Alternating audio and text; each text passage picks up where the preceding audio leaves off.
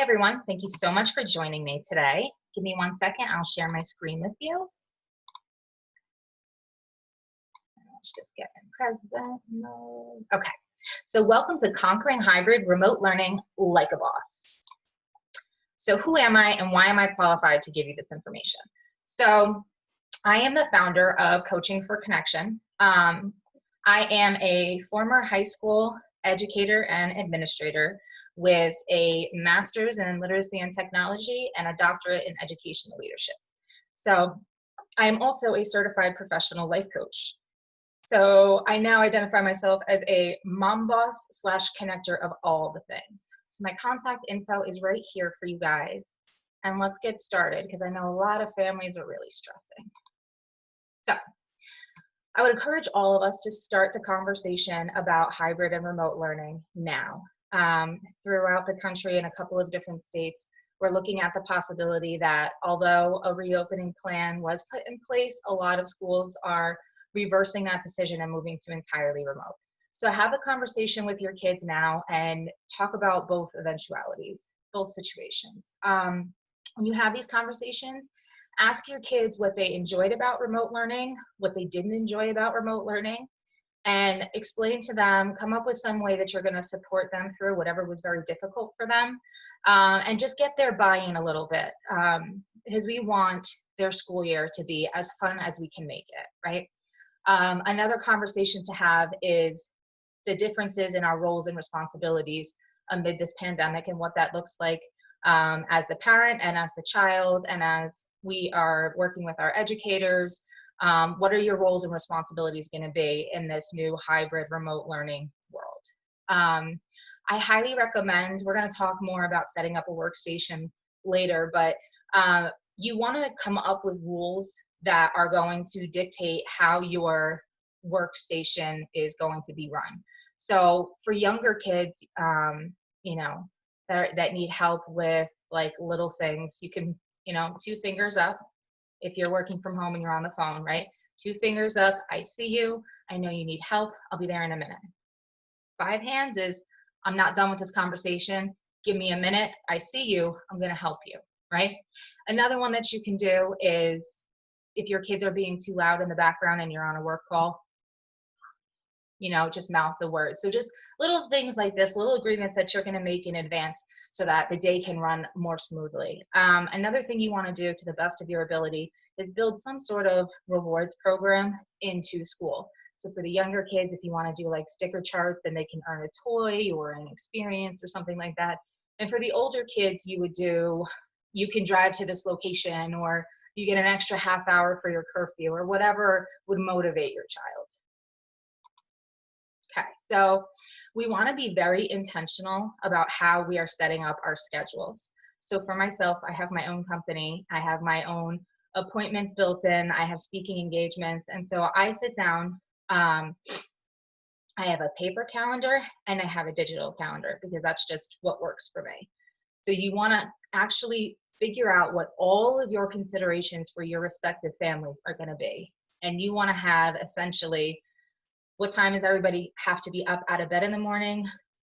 Do we have quick breakfast? Do we cook breakfast? Let's put time in there for that. Are the kids showering before school or after school? You got to put time in there. The most important thing here is to really have a hard start time for being at the workstation. And it should not be the same time as your child's school starts. 5-10 minutes prior, they should be sitting at their stations, getting themselves ready to log in. That way you can troubleshoot any kind of issues. Maybe your internet's down, it's too weak, you need to move where they're sitting, they forgot their password and they have to go through the forgot password and get the email and do it again. You want to have that time in the front so that you're not getting emails constantly from the school saying that your child has not logged in for the day, because that adds to you, because then you have to respond to those emails. So account for that. Look at whatever your school's digital schedule is. Did they build in breaks? That break should be accounted for on your schedule. Did they build in a lunchtime, a breakfast time? All of that needs to be built into what you're going to make your very intentional schedule look like. Some schools are offering like specials in the afternoon, like gym, music, art, that type of thing. Is that in there? You have to account for that in the schedule. And then if there's any extracurriculars, is your child doing dance or karate or soccer or basketball, build that right into your schedule, write it all out. So some other things that you want to think about for yourself is, do you have any standing doctor's appointments? Every other Tuesday you go to the chiropractor, something like that. Are there work meetings on certain days of the week? Put that on there. Do you have a different schedule on days that you're working from home than you do on days when you're out of the house? What does that look like? So all of these things we want to schedule in as best as possible so that we are not running into time conflicts and having issues there. Some helpful things to get you organized. I fell in love with Trello recently. It's a free app that you can download on your phone, and it's a website for your computer, and it's basically like an online mapper scheduler, but you can really, really get detailed in the notes. And so watch a YouTube video on that. I highly recommend it. If you're somebody who just wants an alert to go off your phone, utilize Google Calendar, iCalendar, something like that. Or just have a physical paper planner that, is convenient for you to carry around. Okay, so this is really important. So we want you to start practicing your schedules for what school is going to look like now, because in addition to them and their nerves and their anxiety around what the hybrid learning is going to look like in general and how well it's going to go in comparison to the end of last school year, we don't want to add that they're just getting back on the right sleep schedule, or they have to intentionally take a shower at a certain time, they have to have breakfast eaten by a certain time. So what we really want to do is be as proactive as possible so that we all have a little bit more patience and structure at the end of it, and we're not bickering over little things. So work those kinks out in the schedule. It also gives you a chance to kind of troubleshoot the schedule and see where time conflicts come up for you, so that you can adjust. Okay, so workstations. So a very important concept for parents to understand is that you essentially want to have your child sitting in a home office version of a classroom. So it's not enough to put your child at the table with a Chromebook or a tablet or whatever it is that they're going to be accessing their virtual classroom through. You have to really very intentionally set up your space so you're setting your child up for success. Ideally, if you work from home, if you could set yourself up somewhere near that child, that would be helpful. It cuts down on travel time to opposite sides of the house or whatever it may be. And I found that feedback for some of my clients that I work with is that a lot of the times, especially for the younger kids, the distractions were something that the child already knew how to do. They just wanted mom or dad's or grandma's attention for a minute. And so if they're right next to you, it cuts down on the silly interruptions. Everybody should have inexpensive headphones that have a mic in the house so that we can all sit at the station with our own, audio and ability to speak and engage. And then of course, if somebody needs to leave the room, if you're going to be on like an hour call and you don't want the feedback in your child, move away for that. But as much as possible, try to be together. Ask your districts what virtual classroom they're going to be using, and ask them if you can have access to it.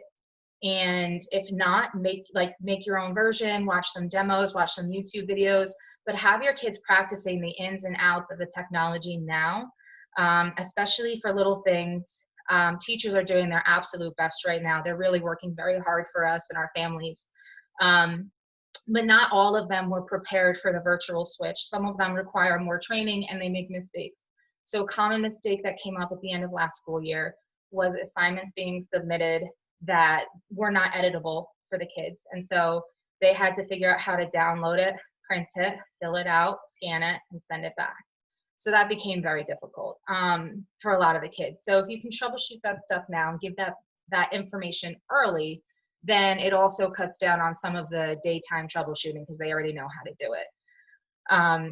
I highly recommend for you guys an app called Genius Scan. It's free and it allows you to essentially take a picture with your phone and have the capability to send that as an attachment to an email, to an upload location. So it's really a great app.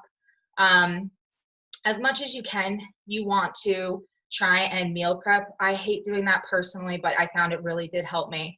I have snacks and water and all of that stuff like as an easy grab for my daughter so she can grab and go. And for things that don't have to be refrigerated, I literally just put it right at her workstation with her. So when she's hungry, she just grabs it. Especially for the older kids, we don't want them to have devices other than the one device they're using to access their virtual classroom. So this is really important because it's already a big ask of our kids to be learning from screens, and we don't want them further distracted. Education is really important, and it looks different for everyone right now. This is a completely new thing for people. So we really need to limit those distractions. And if there are breaks cut into the day, they have 20 minutes off here, they have 40 minutes for lunch, great. Get on your device, watch your videos, do your Snapchat, watch your TikTok, you know, whatever you want to do. But it's only during that designated time because we have to be focused on learning. And that's why having it look and feel like school to the best of your ability is going to put them into that mindset and be a constant reminder for them that this is learning time. Yes, you are home. Yes, maybe this is where you eat your dinner at night. But right now, this is school. So be very intentional with your calendar, with your schedule, and with your space. Try to the best of your ability to know what materials your kids are going to need. And for the older kids, for like middle school and high school, you can email the teachers, and generally they'll have an idea of what you're going to need to purchase for your child and have all that stuff available in this workstation. Products.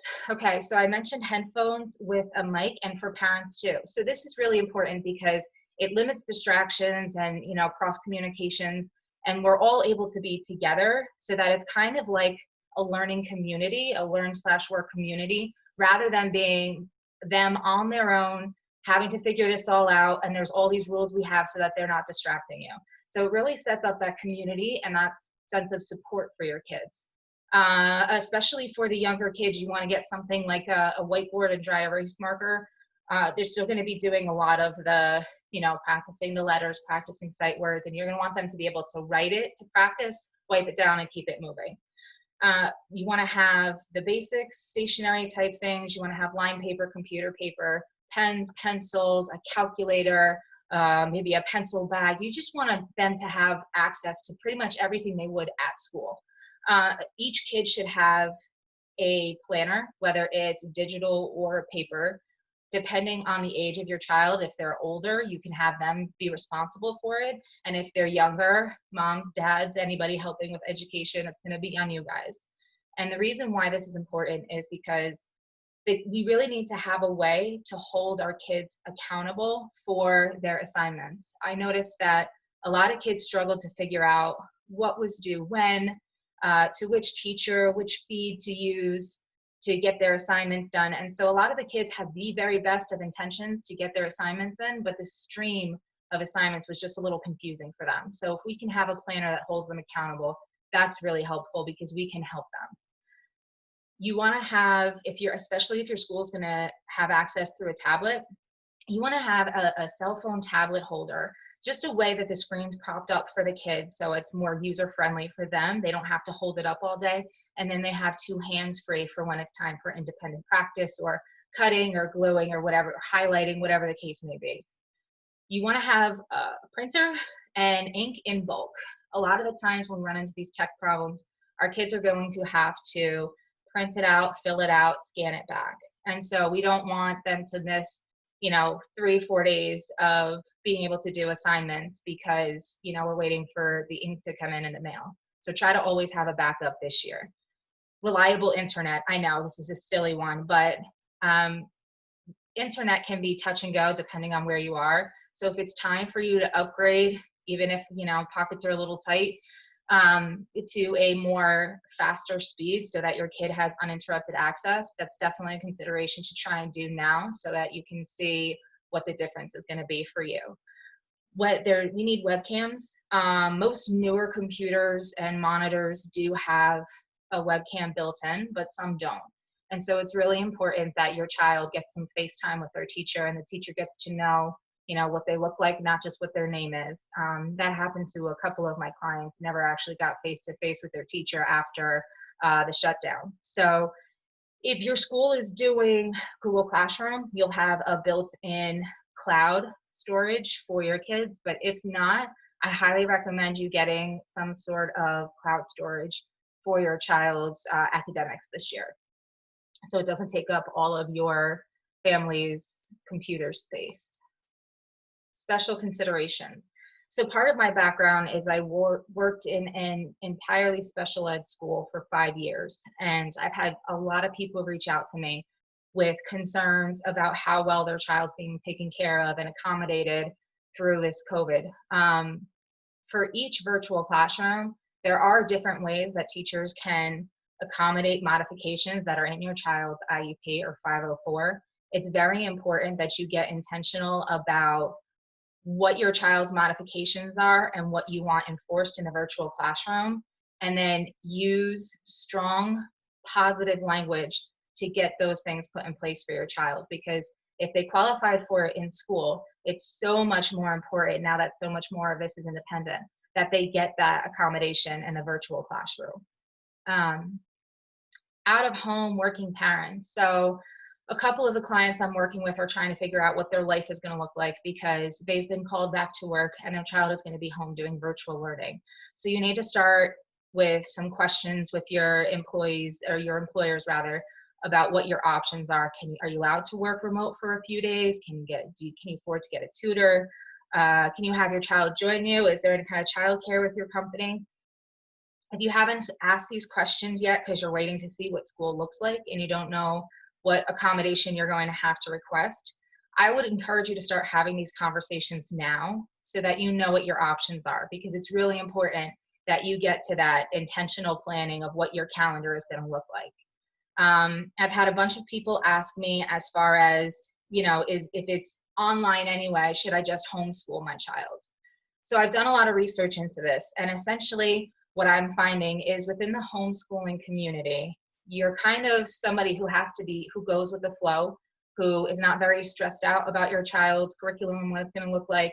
And you have kind of like a mistake is okay. It's an opportunity to learn, and just very free about it. And so if you have that kind of personality and you're considering it, I would encourage you to join some Facebook groups and ask some questions and get involved. There's some really amazing groups going on right now. And if you are more reserved, stressed out, busy, frustrated with what schooling looked at the end of the last year, I would recommend at least starting remote with your district to see how they've done and what they've implemented to fix whatever bugs and issues they had at the end of the last year. And that's kind of my 2 cents on what you should be considering. Okay, time management. So especially for us parents and for older kids, we want to be thinking about working smarter, not harder, not longer. So a couple of things. We're going to have this very intentional calendar where we've had all of our considerations for our family, doctor's appointments, in day, out day, all the things that we mentioned.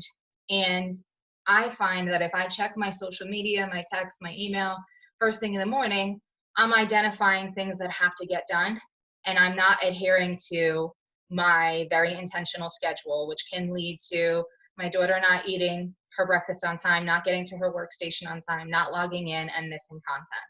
And so we really want to stick to whatever that calendar is. And if you're somebody where email is, you're in a job where you have to check it first thing in the morning, in your intentional calendar, you're going to build that into your schedule. 15 minutes to address and make a to-do list for the day from your emails. So you typically want to check sometime in the morning, sometime in the afternoon, but before close of business.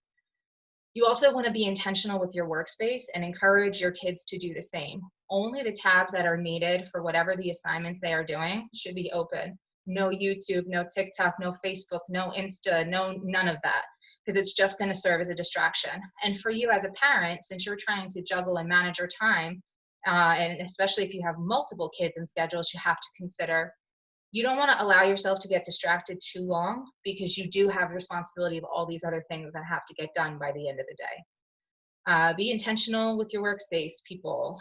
Okay.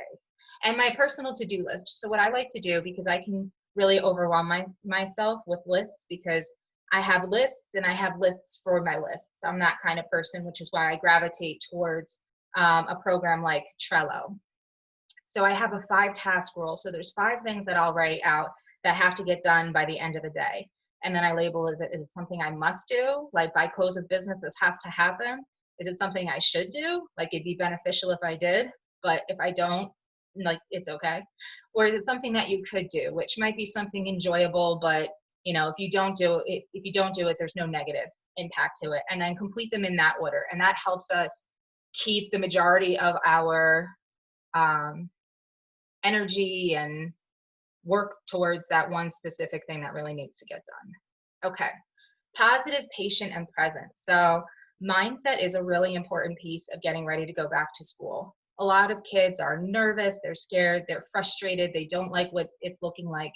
And so as much as you can, try and have positive conversations with your kids about what the school year is going to look like and how you're going to show up to support them. So we've all heard of the work-life balance, right? And COVID has now offered us the work, teach, sanitize life balance, which is a lot for us to juggle. So as we find ourselves under a little more pressure than usual, just show a little grace for everyone, for your kids, for your partner, for your educators, for the grocery store clerk. We all have different battles that we're facing. So I saw a great thing on Facebook that said, we're all in the same storm, but we're in different ships. And so you don't know what another person is dealing with. If they have someone who's sick at home, who has underlying conditions at home, someone who lives 3 states away and they're sick, you don't know what somebody's circumstances are. So try and show a little grace to everybody in your life. And it gives you permission to ask for a little grace if that's kind of the way that you're approaching others.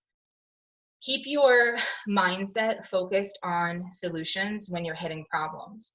So whatever kind of a barrier you hit, whether it's with your child's education, with your job, with your partner, take a minute and look at what the problem is. Think about what you want it to end up as, and then act intentionally towards that goal. So for a teacher, if you're having an issue, let's say they're doing too many assignments or the due dates aren't reasonable, that's the problem. The solution is that you want the teacher to be more flexible. So the action is an email explaining why it's putting your child in overwhelm or it's not working, saying what you'd like to happen, and then asking, how can you support me in doing this? And you're much more likely to get a better answer. The other thing is just let your kids know that you're human. We all get stressed out. We all overreact sometimes. So just get a little humble, apologize to your kid, and just be honest about whatever you're stressed out about, because they're stressed out too. So just, let's stay positive, look on the bright side, and show everybody a little bit of grace. And the other thing that I would highly encourage you to do is, if you're going to have somebody else be sitting with your child, whether it's grandma, grandpa, auntie, the responsible high school kid from down the block, whoever it's going to be, share this with them so they understand different ways to engage with these kids who are experiencing the hybrid and the remote learning. So additional offerings that I have, offering family academic planning packages, where the first session is where I sit down with you and we look at all the considerations for you and your family and what you guys are going through. I'll give you some action steps on things to take, and we will meet up for the second session. And at the end of that second session, you will have a very intentional, planned out, done for you calendar that now come September 1, you're just following what's in the book and you're good to go. The other thing I'm offering is I've developed an online course. It's a 6-week course for preteens and teens that will supplement their online learning, remote learning. And it's a character building course. Essentially, we cover everything from time management and organization all the way through to empathy and mindfulness and things like that. It's really great. They get access to 1 module per week. And there's also a weekly live call with me for support and specific questions and stuff that they're experiencing. So that's a really fun thing I'm very, very excited to be offering. Okay, and so this is more of a way to contact me. Again, it's on the first page. I am doing a raffle, and I'm giving away 1 free family academic planning package. So what you want to do to get entered into that is go to coachingforconnection.org, Scroll down until you see what I have here, this picture right here. If you fill in this form and you enter Conquer in any additional questions, then you will be entered. And I will go live on Facebook to announce who won that raffle. So if you're not friends with me on Facebook right now, type in Heather Brims and friend me so that you can see the live. Okay, I hope this was very helpful for all of you. It was very, very fun for me to put this together because I had a lot of parents asking me how do I get ready? What are we gonna do? So I really hope that you found a lot of value in this and that you have kind of a clear direction on how to best set you and your kids up for success. Thank you so much for joining me, and feel free to reach out with any additional questions. Thank you so much.